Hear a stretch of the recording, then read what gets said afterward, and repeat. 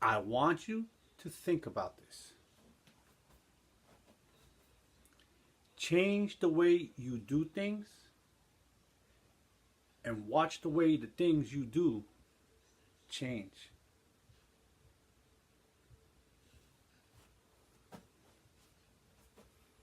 Hey guys, it's Joseph Diego here from josephdiego.com and Growing with Joseph Diego, where I share my journey from the ordinary to the extraordinary with you so that we just might grow together.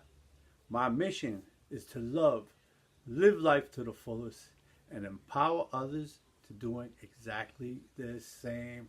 How are you doing today? I hope you're having a fabulous day. I definitely am. It's a great day. Actually, it's a Sunday. It's a beautiful day. Started off working out at the dojo, did a little bit of training. The rest of the stuff was a family day. Of course, I took care of a lot of work, but you know, family to me is so important. Now, first thing this morning, I got to share this with you because what I'm going to share with you is definitely not original information. I'm kind of stealing it from somebody. I'm a thief. I'm thieving this stuff. And I'll tell you who I got it from. John C. Maxwell. Like I tell you guys, I listen to motivational, inspirational, educational stuff all day long. All the time. And this morning, John Maxwell, and it's funny because all you need is one gem. John Maxwell was talking about having an extraordinary 2019 since it's only January 6th and the New Year's rush is still on. Everybody's still, Happy New Year's, let's get this thing started off strong. Everybody's already going with the resolutions and starting the new year right. And that's great for you. Your year should have started already, like mine did. I already had my plans way before the year. Now, but one thing, the other day I went, so much stuff I was going to share with you guys. Saturday, we had, it was what they call a launch. It was a little kind of, not a convention, but an event that the company that I work with, that I love, I really love them. I love what they stand for. I love their products and everything. The company that I'm with, they had their little event, which they have once a year. And it was very powerful, very inspirational. And I want you to think about this. And I don't want you only to think about this if you're part of a network marketing company or any other kind of business. I don't want you to think about this so all about business and money and finances. I want you to think about this as far as life. I want you to think about this as far as life. John Maxwell said, the number one thing you should do to have an extraordinary life is serve one person daily. Go out of your way to serve somebody daily. So I'm like, wow, and it's so funny because there's times that you go out there and you hear people say it. And I know if you're anything like me, you're going to think to yourself, yeah, that's easy for you to say because you've already made it.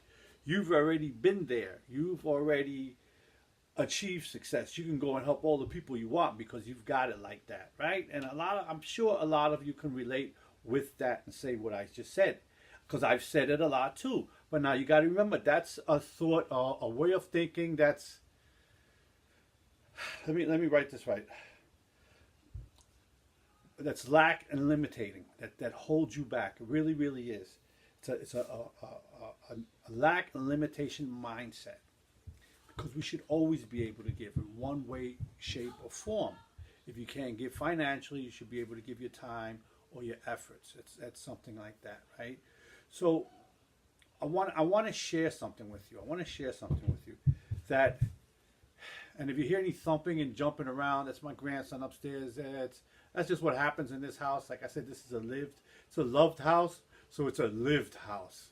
This isn't the house that everything is perfect and all over the place, and I don't want it to be like that. But that's just the way it is in the Lopez house. So when I want to share with you that when I first got sober, and I just happen to have my chain out today. When I first got sober, they always tell you to help another drunk. Help another person. Go out of your way to be of service, to help others. And those are simple little things like getting somebody to a meeting, giving somebody a phone number, listening, simple little things like that mean so much to a sick and suffering alcoholic or an addict. And then he would step up, and I would go to of service, and I would go speak at rehabs, and I would go to the jails. And I remember my first 90 days, they took me to a rehab, and they kind of like hoodwinked, because they didn't tell me that I was going to speak, but you were allowed to speak after 3 months of constant sobriety. And they took me to this place to speak, and it was absolutely amazing. And I got hooked. I got hooked on being of service, of caring, and looking out to help other people. And even though I've always been like that to a certain point, because I remember being a Boy Scout, I think it's the Scout motto, the motto or the oath or something like that is do a good deed daily. Right? So why not? Why not? So that made me think. And now another thing I want you to think about, one of my mentors is Les Brown. He's a friend and a mentor. And one thing about Les is that every time I call him up, and if he picks up the phone, because it's very rare that he gets it, he'll be like, hey, Joseph, how you doing? What's going on, Joe? How's my buddy doing today?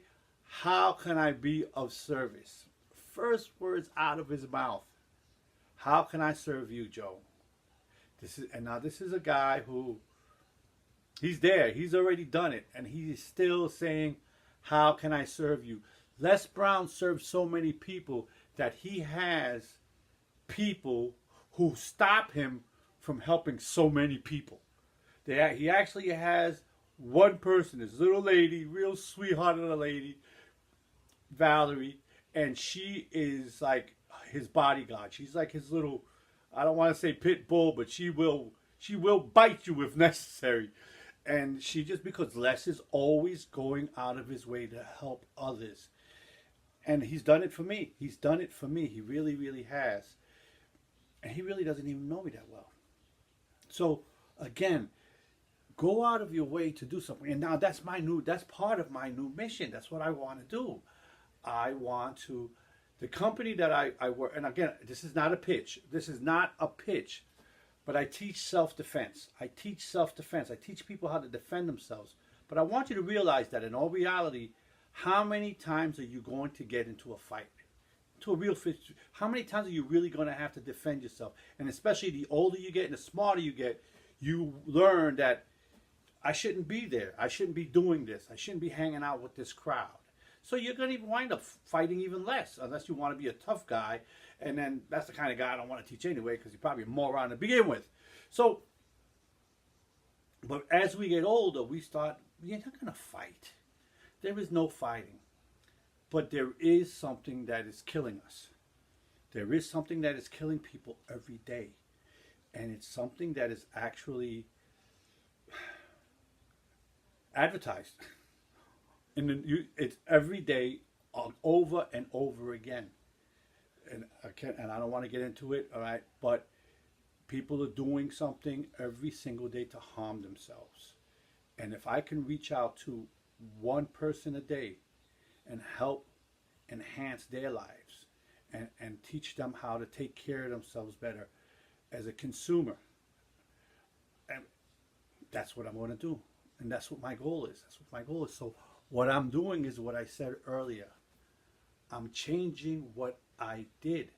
You see, when I first got involved in network marketing or multi-level marketing, because what I did originally was I remember the first company I went in, we sold water filters. And I thought I was going to get rich. And that was my intention. My intention was go out there and make money. And for the longest, and until the last couple of months, until probably I started making these videos, that I started saying it to myself, but I really didn't know if I really meant it. But now I do. Now, ever since this morning, when he said what he said, and I've heard so many powerful leaders and speakers say this, don't go out there and see what you can get. Go out there and see what you can give. John F. Kennedy said the exact same thing in one of his speeches. I forget exactly what the words are, but that's what it's all about. All right. Try not to see what you can get from America, but we see what you can do or how you can serve America, something like that. I don't know the exact words, but that's what he said. It's not about what I can get, but it's about what I can give. And how can I help somebody? How can I serve you? Why do you think that I have, when I speak here, it comes from here? Because my intention is to serve you. My intention is to love you. My intention is to live life to the fullest and show you how to do the same. And I'm living life to the fullest with the least. It's really funny that I can say that because I don't have a lot of money, and if I can still manage to make you happy without that, and have the faith that you keep doing what you're doing the right thing, putting the right effort, serving others, everything is going to fall in place, and whatever you want and whatever you put out to the universe will bring it back to you. It's going to be it's just going to happen. So again, my intention is to live life to the fullest and show you how to do the same. So again, I want you to think about this wherever you're doing whatever it is you're doing. If it's relationships, if it's within your own health. Talking about health and spirituality, this is really, really weird because you can also love yourself too. You can love yourself. Remember this. Nobody's going to love you until you learn to love yourself first. It's so important that all of this is an inside job. And the reason I say this, and I got to share this with you guys, I'm sorry I always go on so long, but the reason I share this, I have to share this with you, is because it worked, and it's true. When my wife and I first decided to get sober, my wife really didn't want to clean up her act, and she really thought I was boring, and because I wasn't the man that she originally started with. We both came in together, and our heads were both up our asses, and she didn't drink or anything like that when we first met, but eventually she started drinking and partying and hanging out. And I, all of a sudden, because of the law, I said, well, I got to do something, if not, I'm going to go away. So I took care of what I had to take care of. But what happened was I immersed myself into recovery and becoming that person. And she did not like that person at all, because that was not the person that she had married. It's not the person she fell in love with. It was a totally different, boring guy. So, got a cough. So,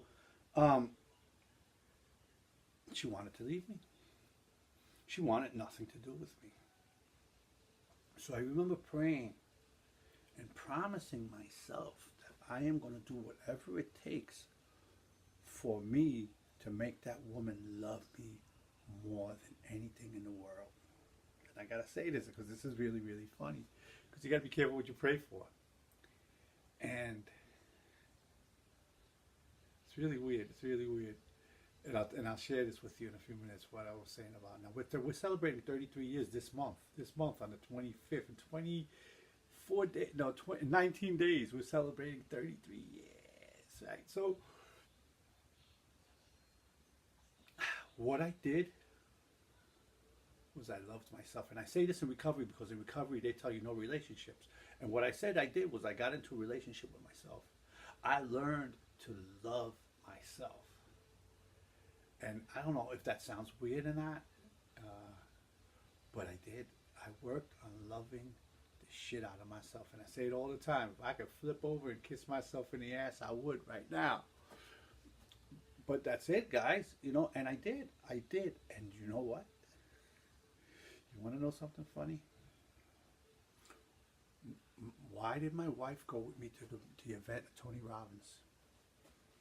Okay. Before Tony Robbins, before Date with Destiny, I went to Fort Lauderdale, Florida, again. Before that, with Les Brown. I went with Les Brown to a weekend with him. I went and I visited an old girlfriend of mine. Now, I didn't hide it from my wife. I told her what I was doing. I was going to see this girl. We hadn't seen each other in God knows how long. And my wife said, okay, you can do it because we have a pretty cool relationship and she trusts me. But in all reality, she was scared. She was petrified. And in 33 years, she didn't get angry, but she showed some, not negative emotions, but she showed some fear. And I remember calling her up, and she says to me, "But baby, what does she have that I don't have?" And now, guys, this is after 33 years. She's still scared. Now she's scared of losing me. I'm like, "Baby, there's nothing." And then I had to explain. It had nothing to do with that. What I was doing, actually, guys, was I was making amends to this woman that I had harmed when I was out there active. I sat down, we spoke, we sat together, and I made amends to this woman. And that was my intention. But my wife was scared. She was petrified. And the next time I went back to Fort Lauderdale to Tony Robbins' event, she was like on me like stink on shit. So, but you know what I mean? And guys, this girl loves me. It's amazing what my wife does for me and how much she loves me. And the little things, those little things that really, really shows her love for me. And it doesn't stop. I mean, I know tonight she is going to just, like always, it's got nothing to do with sex and all of that, okay? So don't get your mind out of the gutter, you dirty mofo, all right? But it has to do with love, with the love that this lady shares with me. So, again, and how is it? Because I loved. I gave love. I served. And this time I served myself, but I served myself with the intention of serving somebody else. You understand what I'm saying? So again, relationships, that worked. Okay, with health and fitness, same thing. You gotta love yourself. You gotta care for yourself. And when you care for yourself, when you love for yourself, you're going to reap the rewards. And what happens when you reap the rewards? You're going to become attractive to other people because they're going to say, like they do to me, "Wow, look at that guy." I mean, guys, I'm not Mr. Body that I have, but most people look at me and say, "Man, that guy's 57 years old. He looks pretty sturdy and he looks pretty strong for 57 years old. The guy runs around, he does what he needs to do. He's still riding a skateboard. God bless him." And, that's kind of attractive to other people. Again, and then they'll ask you, and you can serve them by saying, "Listen, leading by example. Leading by example. Not talking the talk, but walking the walk." So I hope this is resonating with you and you understand exactly what I'm saying. Be strong, serve God only. Know that if you do beautiful, heaven awaits. Now, I'm not getting religious and all of that stuff because I'm not religion, but I get that from a song. And serving God is serving somebody else. It's taking care of one of God's children. Because I feel that one thing that I do feel is that we are all God's children. We are all. And when we look out for one another, when we care for one another, when we love one another, when we serve one another, God takes care of us and serves us. So, I just hope that you got some value from that. And that's all I wanted to do. So with that being said, I'm out of here. Take care. Stay blessed. This is Joseph Diego signing out.